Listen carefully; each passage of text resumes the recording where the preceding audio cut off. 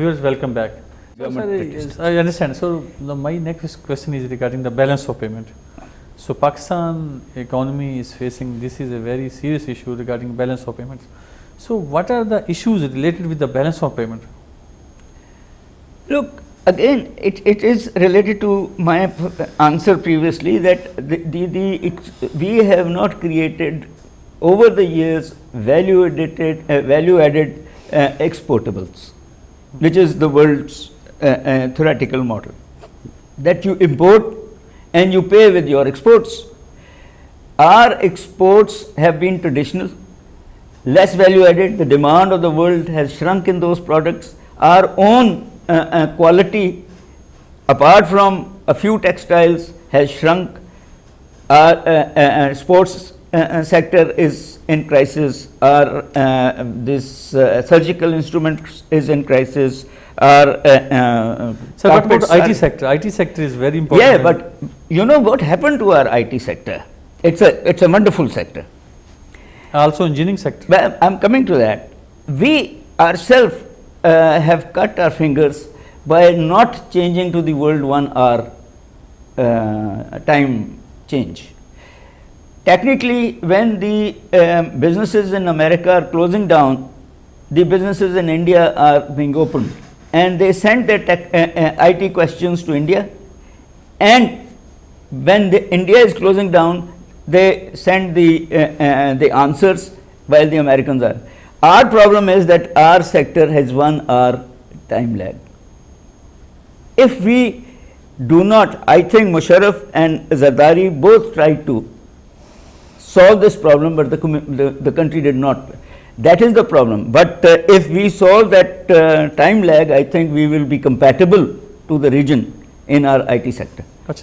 Sir, next area which is very important for Pakistan, which is related with the food security, that is called agriculture.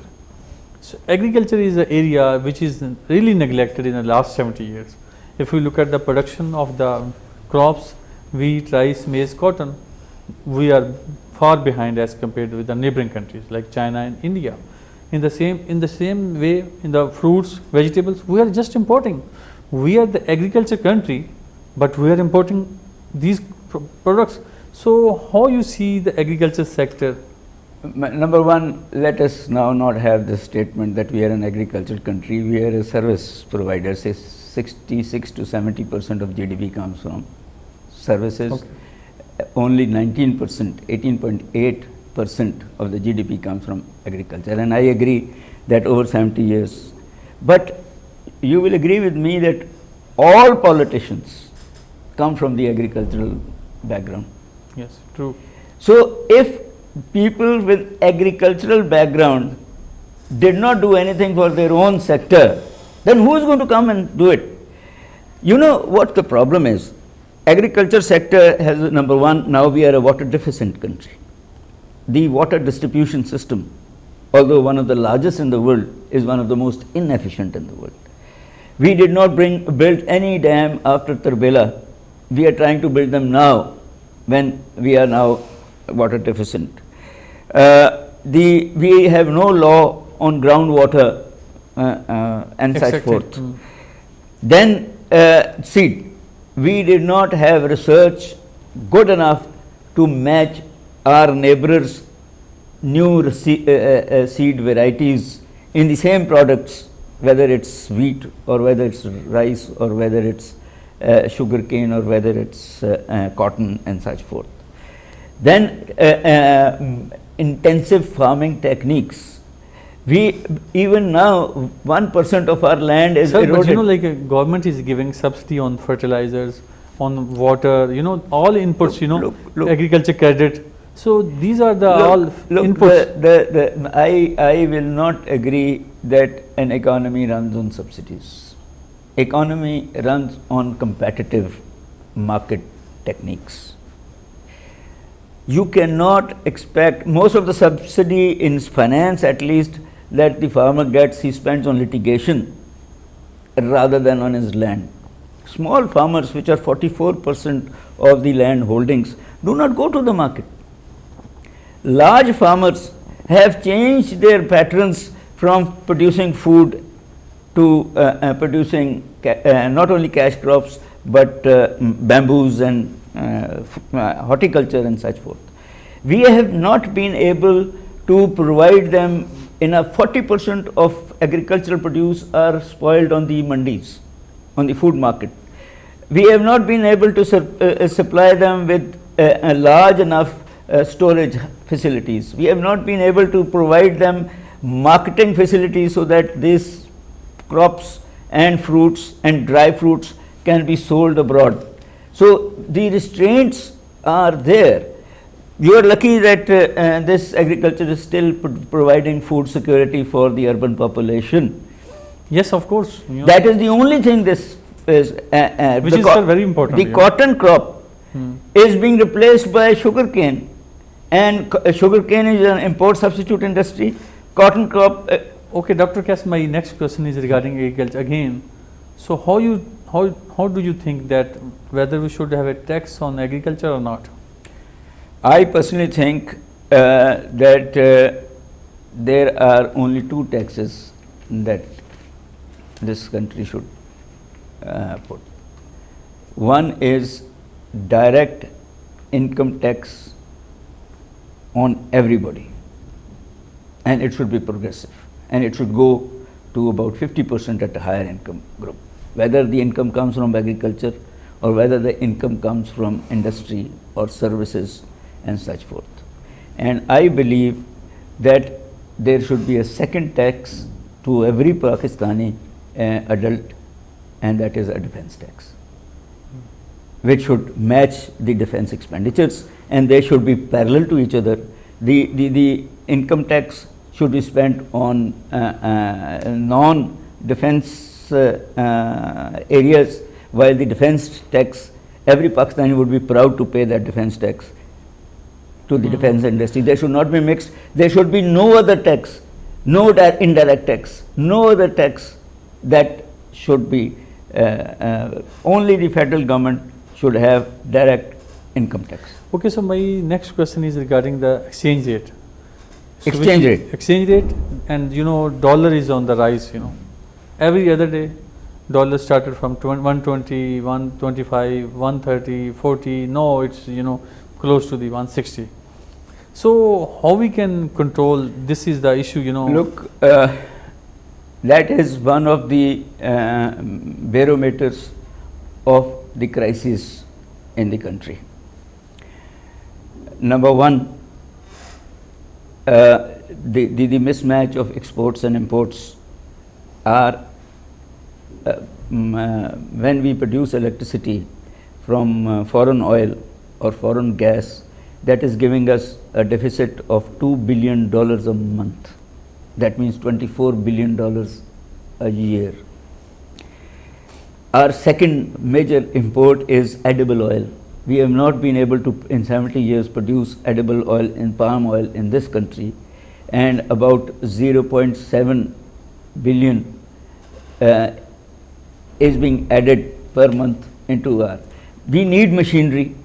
We have no industry producing capital goods. We need raw materials.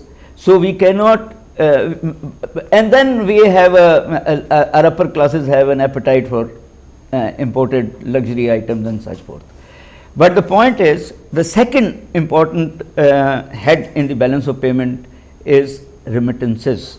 This is the Pakistanis sending us money from abroad. Total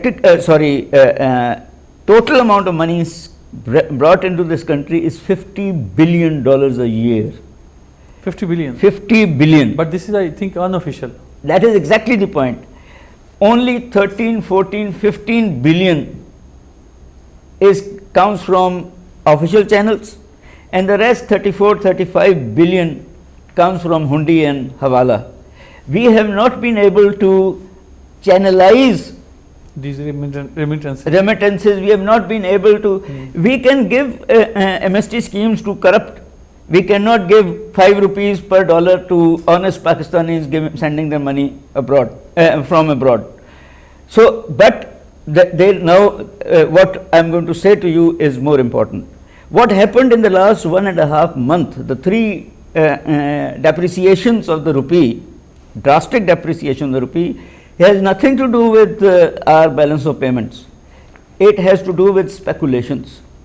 When you under IMF you have freed our and had no power of controlling, then international speculators came in and they shake your industry exchange rates by buying a large chunk of your foreign exchange through the banks.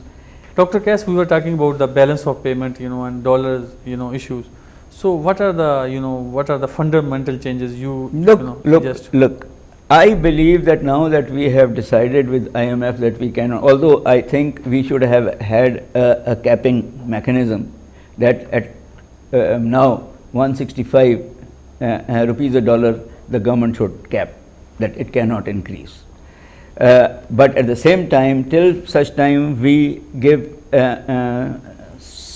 some favor to the remittances, we diversify our exports, and we start in this country or induce in this country capital producing or machines producing industry, we will not be able to change our structures of import and export. Okay, sir. One is a very relevant question about the balance of payment and dollars. Of course, once there is a devalue of rupees, so always exporters are very happy. But on the other hand, importers they feel very unhappy. So, what do you think that is this devalue of the rupee will help to increase the exports or not? Technically speaking, theoretically speaking, it helps exports become cheaper, and therefore the demand should increase, provided two things. Number one, foreigners like your products, you are branded, and number two, that their quality is of international standard, which I believe is. But only textile has matched the world. I think footballs might have matched the world, but there are very little other products that we have pinpointed. But I believe that if we start bringing in tourists in this country, which is one of the policies of this country, then maybe some dollars might start trickling in. But there is another issue irrespectively of this, and that is again the first thing that I said is labor skills. The increase in dollar from the rupee gives an advantage to foreign investors. They should be investing in this country, provided you tell them where, what industries, what area, provided the financial backing is there, provided the legal system is there to help them one window operations and such. Okay, so my next question is related to the CPAC, China-Pakistan economic corridors. So some economists and politicians, they believe that CPAC is a game changer. Of course, just because of CPAC, we have a lot of investment in Pakistan, especially in infrastructure. But still there are some issues related with the CPAC. So present government, some people say that we are not able to focus properly the real intent or real real value of the CPAC. So how you see the CPAC as a progress for Pakistan or the region? Look, I agree that if properly implemented, honestly implemented, it should be a game changer, both for China as well as for Pakistan. Even for region, for whole region. But number one, when this government came into power, it told us that the previous government had made agreements with China which were not transparent. But in this 11 months, this government has also not brought out those documents. Why? Till such time there is transparency, how can investors in this country and analysts in this country find out where the problems are or where to invest? The government has taken our investors to China, and Chinese investors have come in. But at the same time, the region gives, even especially India, gives, or Central Asia, gives Chinese investors a better cost of doing business, their energy efficiencies, their work efficiencies, their participation of women in the workforce. So what I'm trying to say is that we have started the process, but we have not given the opportunity to Pakistanis, ordinary Pakistanis, SMEs, to find out the avenues that they can exploit. For example, the CPAC number 1 is a road, and the trucks going from Gwadar to China will be TIRs, not our trucks. They will have to cross this border without changing trucks. Now those are TIRs, are international, they have international certifications, and the drivers have international certification. There is no school in this country. Nawaz Sharif did not build a single school where they could at least train 1,000 drivers of TIRs with certification, so that one driver, TIR driver, gets 10,000 rupees a day in dollar terms.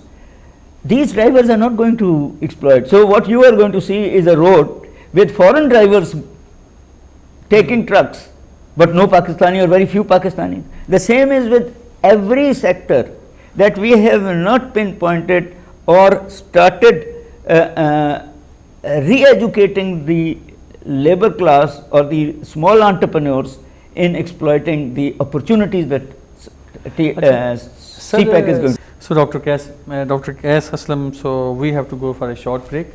So we will continue this discussion from the same point. Viewers, stay with us.